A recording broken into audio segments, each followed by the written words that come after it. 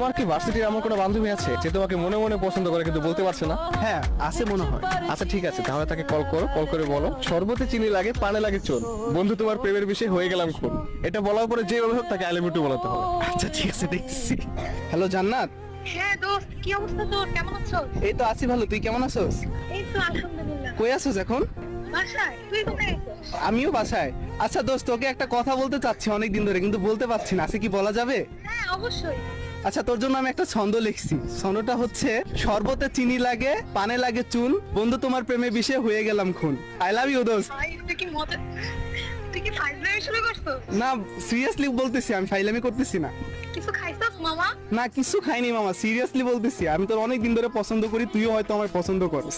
আমি তোকে পছন্দ করি কখন বললাম? না আমি তো চোখ দেখে বুঝে গেছি যে তুই আমাকে এটাই পছন্দ বাস্তব। করিস। তুই যদি আমাকে আই লাভ ইউ টু বলস, তুই যা চাস আমি তাই দিব।